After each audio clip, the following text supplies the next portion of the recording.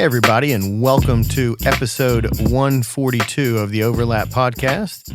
In the Overlap Podcast, we discuss and study the overlaps between work, fitness, family, faith, parenting, and leadership.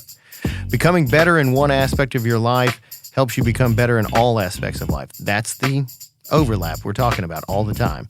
And so we're really doing that by simplifying big business brilliance for small business leaders. That sounds fancy. But we really started this podcast with the idea that most podcasts talk about big business, like huge $40 million, $40 billion, 500, 1,500 employee type of businesses that most of us cannot relate with. And then we hear that information and we don't really think that it relates to us, our business, or our lives. And that's not true.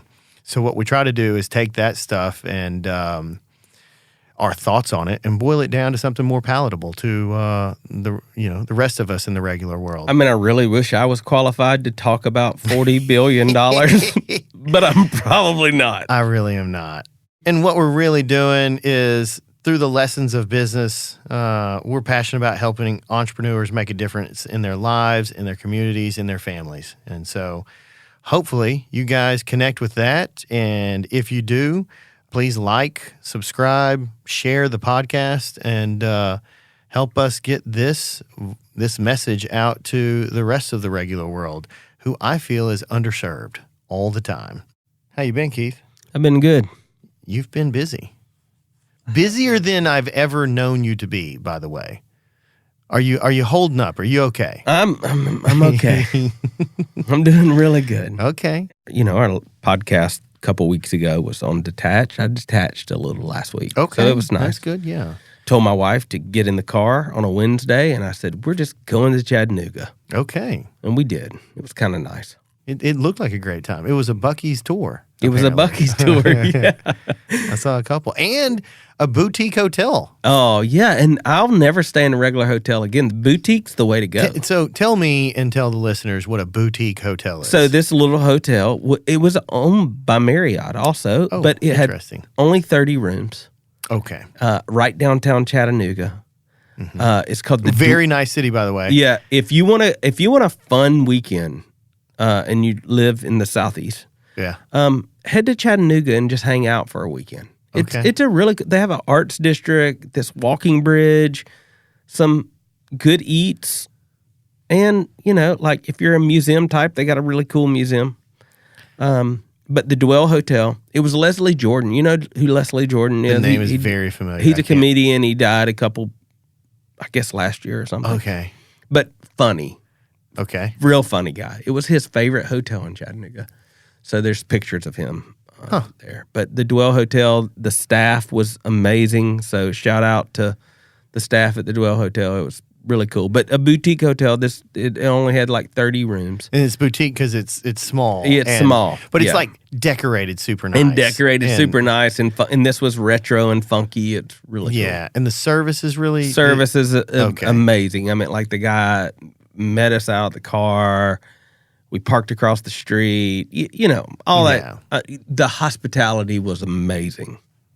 Yeah, that's nice. Yeah. I went to Chattanooga recently for the first time because Emma, my 16-year-old, wanted to check out University of Tennessee Chattanooga for whatever reason. And really? We just walked around the campus. It was fantastic. Yeah, Chattanooga. And it's like right downtown too. Really? Yeah. Apparently they have a swim team. I don't know anything about swimming, and she's kind of a swimmer, so we were just looking. It was really cool though. May have had one of the top 5 meals I ever had. Where at? It's called a place called Just Meats. Main Street Meats. Main Street Meats. Yeah, okay. But all they have is meat. Okay. There's no like okra. It's they have that, but butcher shop. It's a butcher shop restaurant. Huh. They did a charcuterie board for us, and you go in and they have like their 5 meats of the day. I just said, give them all to me. Okay. And they brought it out, and it was divine in every way. Huh. So no cheese. Yeah, they had cheese too. We had cheese, and it's all farm to table, so it's locally cured and processed in Chattanooga, and you choose farms that are within Tennessee. Yeah. Hey, man, that East Tennessee is pretty legit. Yeah. So all the cow, all the pig, everything came like locally, straight to them. They cured it. They made it. They put it together. It was amazing. Legit. Mm-hmm. All right. Yeah. So good trip. Good detachment. All right. Episode 142. The genesis of this is a little bit of, not a little bit. Listen, here's the honest take on this. We have outlines of topics that we want to cover, and I will say 99% of all topics are based off of what's going on in our lives and our businesses at that time, for better or for worse. Maybe there's a better way of doing it. I don't know, but we are committed to being authentic, I think. We could probably church this thing up a little bit, and like make ourselves sound smarter or more whatever, but we're really just taking what's going on in our business and really the lessons that we're learning or the thoughts that we're having or the conversations we're having with our teams or others, mentors, mentees, peers, whatever, and really after we feel like we've got our head wrapped around it somewhat, we're and digest it somewhat, we're taking it to the podcast and having that conversation with you, the listener. So, yeah, and I've always said I would have loved to be one of those people, like even through my childhood. When your parents say, learn from others, don't experience yourself. Yeah. But this podcast for me is pretty much me just telling the stuff I've screwed up on. Yeah. That's probably a better segue than anything else. So let's move on from there. The title is Thoughts on the Market.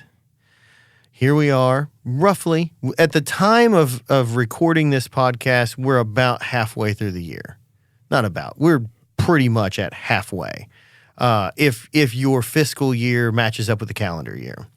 And if you're listening to us, you're not one of those big businesses with the fiscal year ending in October and all that weird stuff.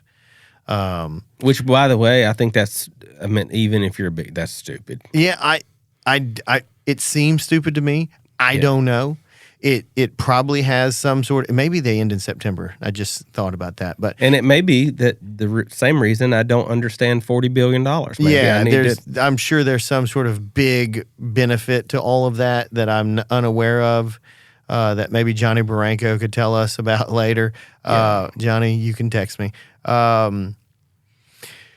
But if you're on a regular calendar year and it matches up with your fiscal year, you're halfway if you're listening to the podcast as it comes out. And speaking of mistakes, here we go. My thought on the market in November, whenever I was setting my plan for the year, was detached from reality. That's probably the only thing I can say. I was trying to find a better way of saying that as we're sort of leading into it, and all I kept thinking was, "Oh my goodness, what was I thinking?"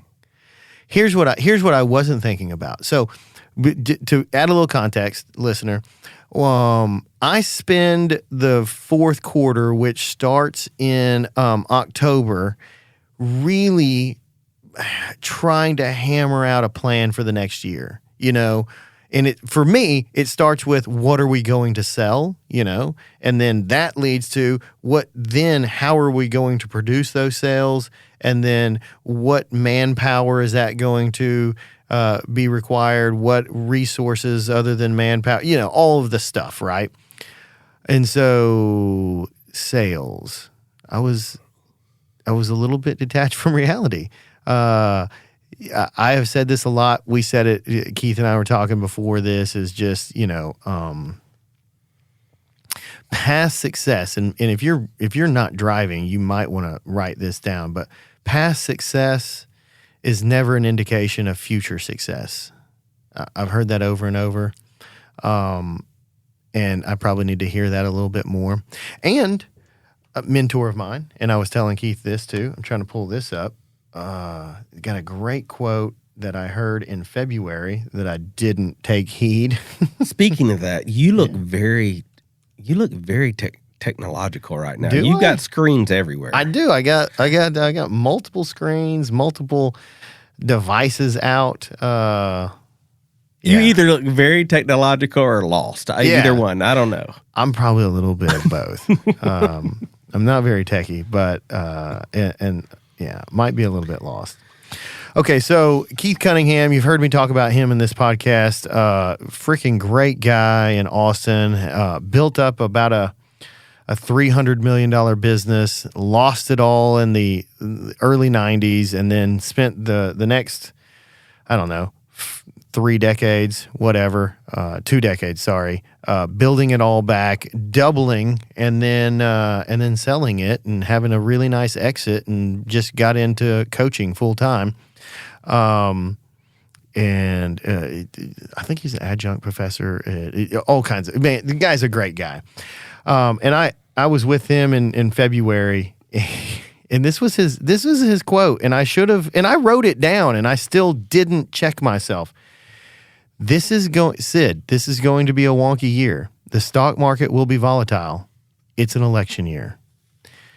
In the history of mankind, there is exactly one truth. There's not like my truth and your truth, is really what he was saying. And the truth is undefeated. He's not talking about the internet and how humorous it is, the truth is undefeated. You can't get over on truth. And your job is to figure out what reality is and do your best in this reality. That's your job. So I heard that. It was poignant. I wrote it down. I took time to write that stuff down. And yet still, my plan and my thought process was fully detached from reality. I thought that perhaps this year will be even better than next year because of I don't even know what. Here's what I didn't consider in December when I'm just finalizing that plan. Number one, Palestine, and I don't care what your opinions are on all of that, doesn't matter to me, is they invaded Israel and killed about 1,200 people and just blew up the Middle East, right? And maybe they're justified in that, maybe they're not. I don't know. I'm not saying anything about that. It just caused a whole lot of headlines of people going, "Whoa, the Middle East, is that about to burn down to the ground again? Are we going to be involved?" On top of that, for at least a good 12 months before that, interest rate hikes were happening, and people weren't getting 3% interest rate loans on 30-year mortgages. They're getting 7.5%, 8%. That's a big difference. On top of that, for about at least 6 or 8 months before December, interest rates were rising, and it was everything everyone was talking about. I heard a pretty good stat that the average family spending $12,000 to $15,000 more per year. So that's $1,000 a month or more extra on the same amount of groceries. That seems to hit home with me because my wife and I actually live on a budget, and we kind of plan out grocery stuff, and we talk about those things, and it for sure is more expensive. And then on top of that, that whole Russian-Ukraine thing has been going on for a long time, and people are concerned about China being involved and all of that, but if you dig down into that even a little bit deeper, is that like 70% of the world's fertilizer comes from Ukraine. Which probably affects the landscape business. But also agriculture in general, Yep. Just growing hay for cows to consume, milk or beef, corn, soybeans, cotton, everything. You know what I'm saying? But if I own a small business in Alabama, I can't say that I even take any of that into consideration on my day-to-day. So I see where it could be missed. Yeah, maybe, yeah. I don't know. I hear what you're saying, and what you're saying is absolutely true. I don't think the people that we talk to, and I'm not saying they shouldn't, are thinking about Palestinian conflicts. Yeah, probably not. What I'm saying is that I kind of pride myself on being in the mix of that stuff. Not like of that stuff, but thinking about it. I spend a good deal of time trying to be around smart people, thinking about those things. I actually took notes from a guy that I highly respect that has been through it all, telling me it's going to be a volatile year, and I still go, oh yeah, this year's going to be better than last year. But I can absolutely tell you this is the first time this year I've used the term Palestinian conflict. It's probably the first time on the podcast in 3 years. Sid and Keith, when I was on your podcast, I shared my story of how I was $250,000 in debt, and then how I turned my business around and grew it into a highly profitable multi-million-dollar lawn and landscape business. I'm Steve Bousquet, and we've created a program consisting of courses and coaching that guide people through the process and tools I use to turn my business around and grow it into a highly profitable multi-million-dollar lawn and landscape business. You can find out more how I did this by visiting greenprofitacademy.com or by going to Amazon and buying our book, Profit First for Lawn Care and Landscape Businesses, right on Amazon. I want to give a shout out to a friend and sponsor of ours, Chris Drogmiller from CMD Fencing. Let me tell you, I've had the pleasure of working with Chris personally over the last 3 or 4 years, and I've never encountered a fence contractor who excels in communication, craftsmanship, and timeliness like he does. Chris always delivers. I mean it. Fair prices, top-notch work, always on budget, and the best part for me, always on time. So if you're in need of a fence company to help you with a fence or any other outdoor wooden structure, give Chris a call. You won't be disappointed. Get in touch with Chris and let him and his team take care of all your fencing needs. CMD Fencing. So thoughts on the market. Thoughts on the market. That's what I was doing. I did not have thoughts on the market, but now I do. I'll say this. I don't know what it's like in your market in wherever you're listening, but I think you ought to think about what's going on in the world. Especially if you're a service business, because let's talk about service business. They're luxury items. No one's buying our stuff because they absolutely need it. Yeah, break that down in your space, because when you did that before the podcast, it really made a lot of sense. Well, so let's take the inflation, and just on groceries alone, not even considering everything else, because inflation's affecting us too. We're paying 20% more on labor doing the exact same amount of productivity. And so unless we eat it, we have to pass that cost off to the customer, the end user, and their anticipation for a higher level of quality sort of comes with it. But we can talk about that at another time. But like, we're selling a luxury item that no one needs, No one is sitting around, oh my God, we're not selling a roof, If your roof is leaking, you have to have a roof, or it's going to be a problem. We're selling beauty. We're selling time back on the weekends. We're selling peace of mind. We're selling, those sort of emotional attachment things that aren't necessarily the logical choice to spend your money with. And if things start to contract, our service sector starts to contract as well. Yeah, I would think the average person, what does the average person pay that does landscape maintenance for their house? Probably somewhere around $250 to $350 a month. Yeah, so what you just said is that the average person is paying $12,000 more a year. Yeah, so an extra $1,000 a month. So there goes the landscape. I know, right? Yeah. Yeah, they're spending roughly $250 a week extra on food. Yeah. So there it is. So where's the so they're saying, "Hey, I can cut my own grass." Yeah. Or I can and I have to. Yeah, right. Or we're finally going to put that 15-year-old to work, Yeah. I don't know what he's doing, just, we're actually going to make him work. Stuff like that.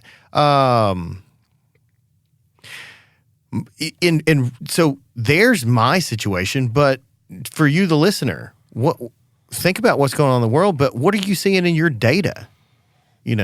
What are you seeing? You're kind of in this new role. in this new world of yours. You're talking to lots of people. What's going on? Well, I mean, I was on a call yesterday, and speaking and looking at the market, that's what he was saying. This guy is over venture capital at a large bank, and he was saying that he sees over the last year, he's seen venture capital firms hold on to their money tighter than he's ever seen them hold on to their money. When you're looking at the COVID year, everybody was giving away free money. Yeah. And so people were spending like drunken sailors. Yeah. Yeah. That's my term. And so I mean, I've heard it before. And he said last year it was the least money distributed that he's seen in his career. Yeah.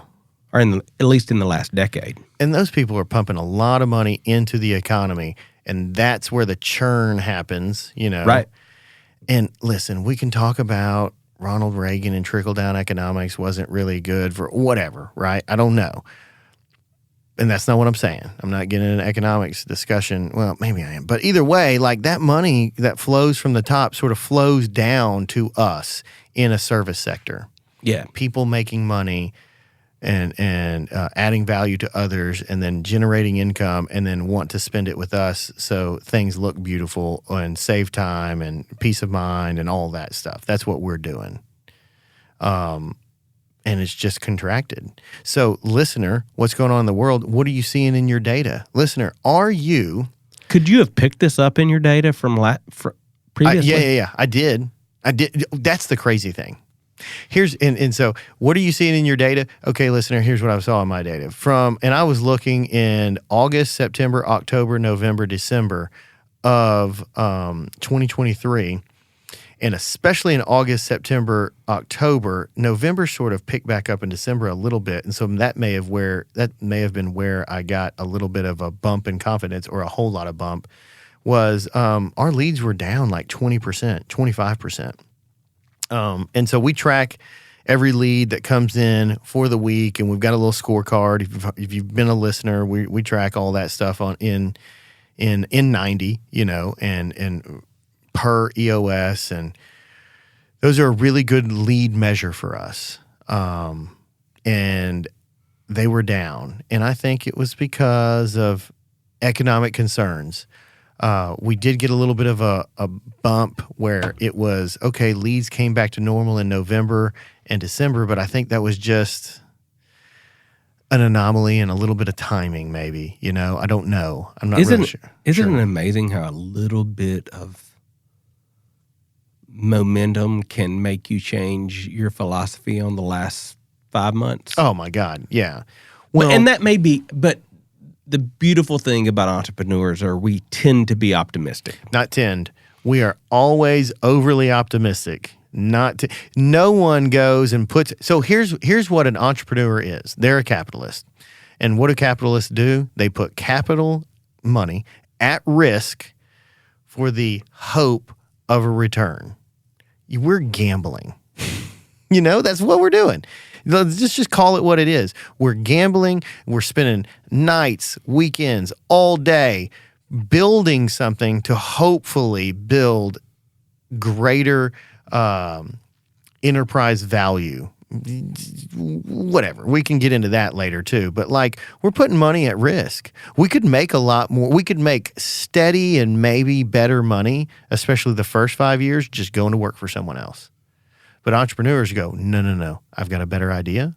I'm going to do this, and it's going to work out. It's going to be great.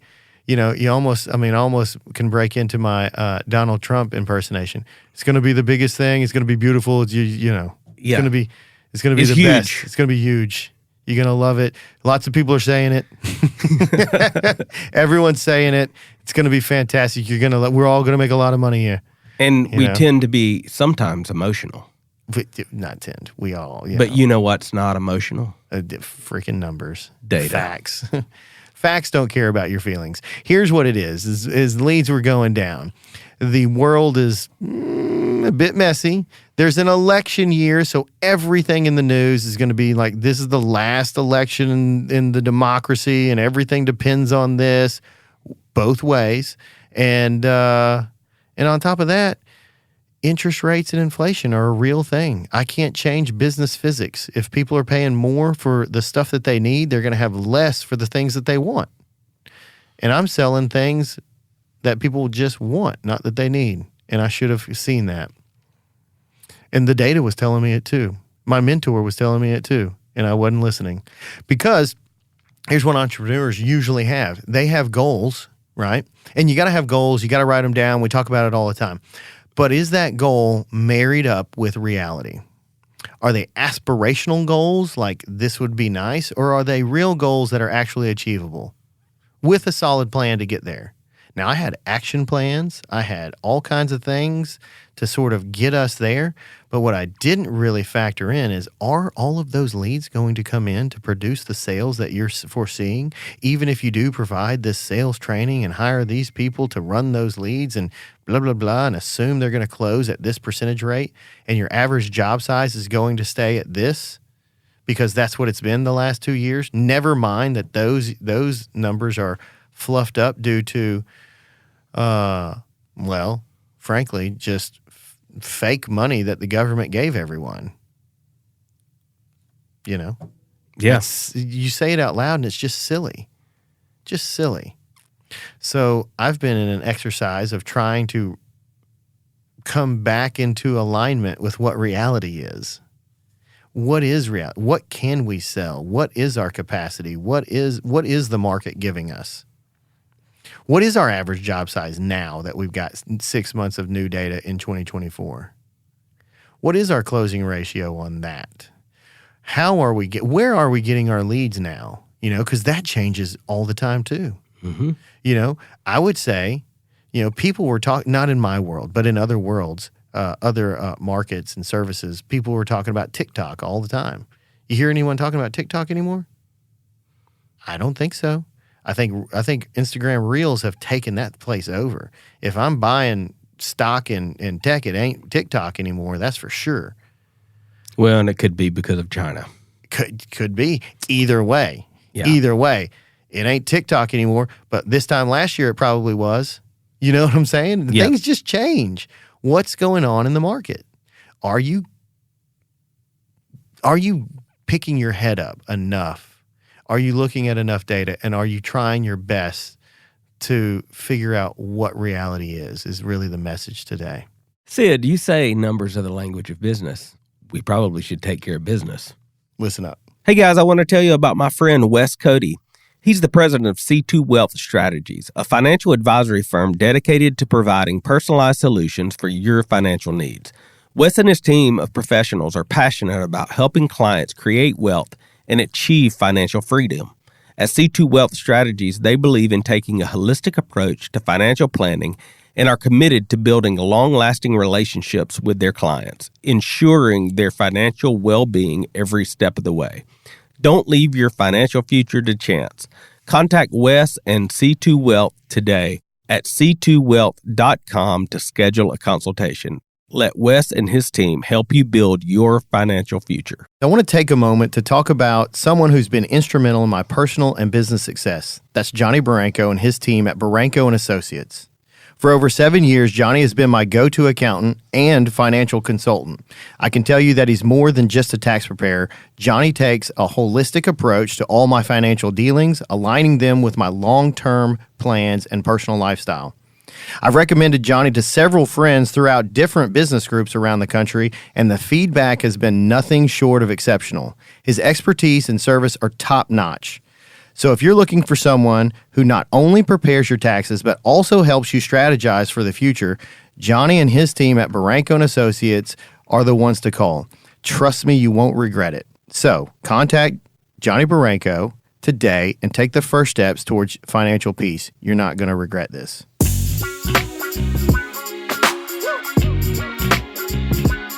Man, the overlaps there are huge. Oh, my God.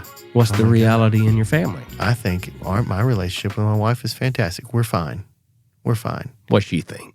Like, you know what I mean? Yeah. Maybe you need to check that. You guys just walking by each other, you know? Yeah. You just, are you really good roommates? You know? Is something going on with your kids? Oh. You know? Are they just being quiet? That's a tough one. Yeah. Are they? Why are they being quiet? Is it because they're good, or have you even asked? Oh, and those things change in a month. Oh, if you have girls? Oh, my God. Yeah. Girls or boys. Yeah. I mean, think about, you got a 12-year-old boy, and then in the summertime they're one thing, but once they start school and it's middle school or whatever it is, and whatever it is in 12, but about 12, 13, man, things are happening so quick. It's like every 2 or 3 months they're trying to figure out who they are, and they are frustrated, and hormones are hitting them and everything else. Are you being a good parent and sort of like calming them down? And I mean, are you really kind of doing your job to let them know that they're fine who they are, so they start having a little bit of understanding that that's what it is? They're sure, figure out who you are, but you're perfectly fine the way you are right now. And if you want to, grow into something different, that's cool too. But like, you're fine. You don't have to do that and like impress anybody. Are you doing that? Those are tough conversations, and they don't want to listen to you, but they hear it. Golly, going off on that. Sorry. Yeah, that's good. I'm kind of passionate about that, man. I just, kids. Yeah, it's the reality of your... Man. What is the reality? And the reality on kids is this. They're being attacked more than ever. Dude, it's a shame what's going on with kids and social media and everything else. Yeah. Like it's like 71% more a higher suicide rate and self-harm. It's something ridiculous like that. It's in the upper 70s in just like 2 decades. That's crazy, man. And kids just thinking that they're not good enough, or that they have to be something else. They see people that are influencers that got 12 million followers, and they're making, $3 million or $4 million or $10 million a year, acting a fool, and they think that that's who I need to be. And it's nowhere close to what they need to be. And they kind of know that inside, but they're really struggling with it. Because I think just like in family, in kids, in business, comparison most of the time is the thief of joy. Thief of joy. In every way. It robs all joy. In every way. Yeah, man. You are perfect the way you are. That's what kids need to hear, especially girls. Yep. And girls are bad, man. They can tear some other girls down. Boys can too, but they'll fight and get over it. Yeah. And they'll make their way. Girls are, oof. Yeah. Are you lining up your life and your interpretation of the world with what reality is? That's a tough one. Business is a microcosm of life, and that's where we're really sort of looking at all of this stuff through this lens, because it happens pretty fast, and it's tangible and it's measurable, right? We can see data. Leads are down, average job size are down, whatever. Closing ratios are down, revenue is down, gross profit is down, whatever. Or it's up, and net profit is up, and we're expanding, and how are we going to take that capital and use it to generate more and all that? But it's tangible, so you get to see that stuff, but I should be learning those lessons in life too. Yeah. That was a good one. But I'm not, we're not saying don't be optimistic though. I think I think a hint of optimism is always good. Let's segue into that. You're killing it on the segues. So here's my segue, and we were talking about this. And I think you were asking about something, and you're like, well, is this, that, or too soon? And I'm like, if I think about this is happening exactly the way it's supposed to happen. Here's some data. 73% of our managers are brand new within a year. Most of them within 6 months in their role. Some of them within 4 months in their role. And 73%, that's a lot, right? We're in a seasonal business, so in a seasonal business like landscaping in the South, they're getting punched in the face by spring. Then they're getting kicked in the gut by the dog days of summer where, everyone's sick on Monday because they're like, oh my God, I can't do this again. It's going to be 110 degrees. Maybe I'm a landscaper and I went a little hard this weekend, and I cannot go in today because it's going to be 110 degrees. I can't do that. I need a day, right? They're getting kicked in the gut with that. They're getting kicked in the gut with, I can't hoard labor because it throws all of my, all my profitability out the window if I've got too many people on the same job producing the same amount of revenue that I could be doing with less people, But here's what I do know. And these are the positives. Here's the good thing is, number one, where we live, it's a good market. We're talking about global things, and I've got faith. I'm optimistic that things will turn themselves around. I don't know exactly when, but I got to get through the year, right? And I think next year we start a new year with, and this is the optimist in me, with new resolve that we've gotten past a funky election and we'll start to address some of these issues. On top of that, I've got a really good core group of folks that have come on board in the last 12 months that are going to go through this battle with me, and they're all building muscles right now that they didn't have on how to watch labor, how to hit the targets, how to foresee a dip in revenue or productivity or what else. And we're working with them on a really close basis now, almost daily, about what are the metrics that you're hitting today. When they get on the other side of that, they're going to be so good at what they do that it's going to be relatively easy for them to do the job. And when the market turns around, which I believe it will, they're going to be highly productive, and we're going to do really, really well. It's happening the exact way it's supposed to. They're going through trial by fire right now, and I've never gotten stronger by sitting around on the sidelines or sitting on the beach. I've always gotten stronger through stress and resistance. Which is reality. It's reality. Yeah. You want to deadlift 500 pounds, you're going to have to deadlift a lot. If you want to bench 325, you're going to have to bench a lot, and it's going to be painful, and you're going to miss it. You're going to not hit that rep. You're going to lift to failure a lot. There's going to be ups and downs, but you're not going to not hit that number. It's just a matter of time, right? I mean, that's a realistic number. Scott was doing deadlifts yesterday. Deficit deadlifts. Deficit, I saw. 405. Yeah. That's where you place the weight below your feet. Yeah. Well, he didn't have to move it very far. So he moved it to where it's more of like a normal length pull. Yeah. Man, there's no growth in the comfort zone. And I think that this year, especially the first half, has been uncomfortable. And so there's been a lot of growth. And I'm like, good. This is good. This is really good for all these new people. Growth doesn't happen in the comfort zone. No. So what are your thoughts on all that? I've just been going off over here. No, I think you hit what people need to hear. Yeah. The reality thing is what's really your reality. Yeah. And this is a little different podcast from us because we really talk about optimism a lot. We do. But I probably need this. As I guide businesses into the future or whatever it is. Yeah. Like, what does the reality say? Yeah, let's check your plan. What are those numbers based on? Yeah, not that we always think we have the greatest plan in the world because we're creators, we're entrepreneurs, but what's reality saying right now?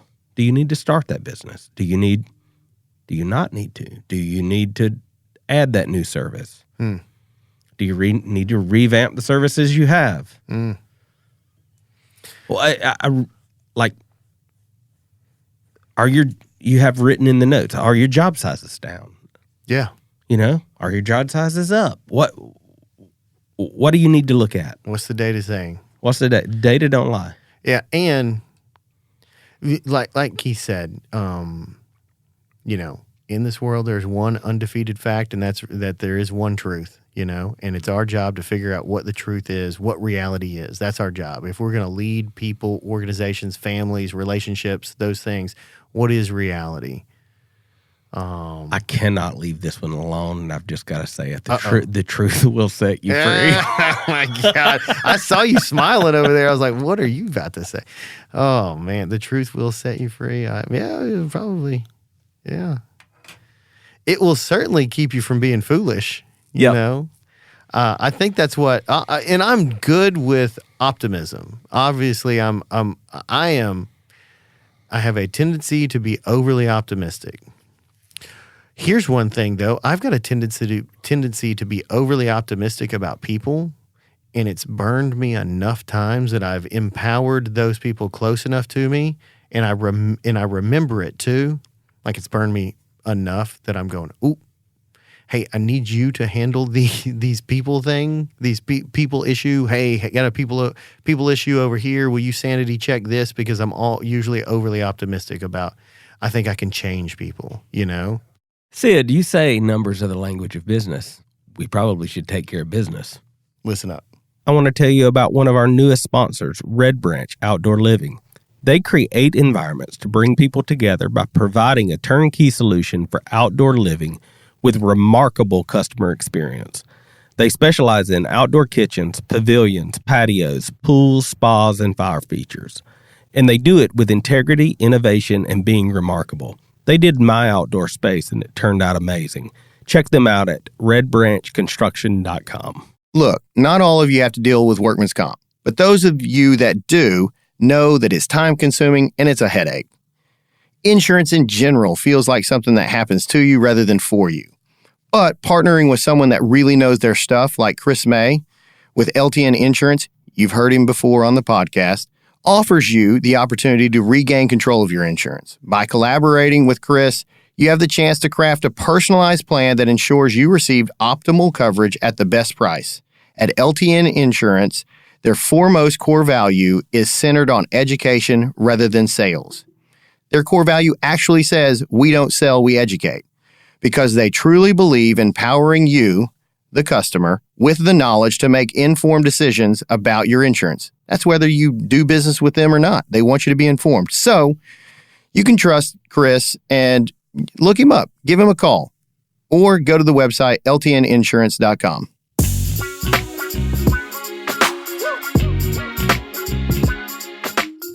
I was sitting with a guy that leads a big organization, like multi-million-dollar organization, just last week, and he said this to me: you cannot teach past character.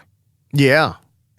And that's where I fail so many times. I think I can make somebody's character better. Man, I'll give you that too. I think I can change that person. Yeah. I'll pray for him. Yeah. But it's burnt me too. Burns me.